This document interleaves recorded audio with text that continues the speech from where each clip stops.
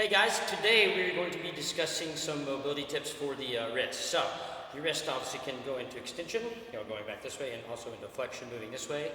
And if you are lacking in either one of those, or maybe both, range of motion, that can cause problems obviously at the wrist joint, maybe in the hands, or maybe even up the line through the arm, up through the elbow and or shoulder joint. So, even if you don't have necessarily pain in the wrist, and you have pain up the arm, the wrist could be a part of the culprit there. So, just a couple ways to simply work on wrist extension and wrist flexion. And all you're going to need is some floor space and open space. That's all you need. So, I can't do anywhere mobility movement here today.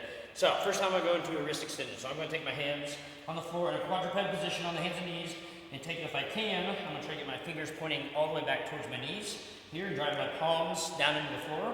Now, if this is too much of an issue and you are really lacking some wrist extension, this is too much, then you can maybe slightly turn your hands out, and that'd be a good starting point and kind of work towards being able to get your fingers all the way back towards your hands. So we'll get in this position, kind of driving the palms on the floor, and then from there, all I'm going to do is slowly sit my hips back towards my heels and lean back, and find the point where if I go back any farther, my palm is going to come up off of the floor. So I'm going to try to drive the heel of my palm down into the floor, slowly shift my weight back until I feel a nice stretch up through the flexors in my forearms and inside my forearm.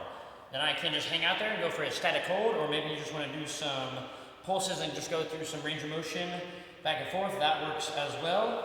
But if you want to do that static hold, you can hang out anywhere from a minute up to 2 minutes. Just work on some slow, deep breathing.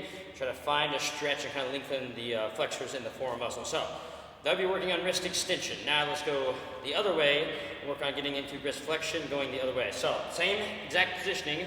I'm just going to turn my hands over and put the back of my hands on the floor.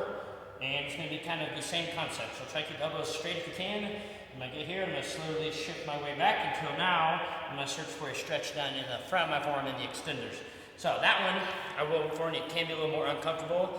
So kind of play around with it as needed. So either way, work on wrist extension, work on wrist flexion, and see if we can kind of free up some movement in those wrists and obviously hip aid and better function of the joints up the line as well. So give it a try. Hopefully it helps, guys. Thanks.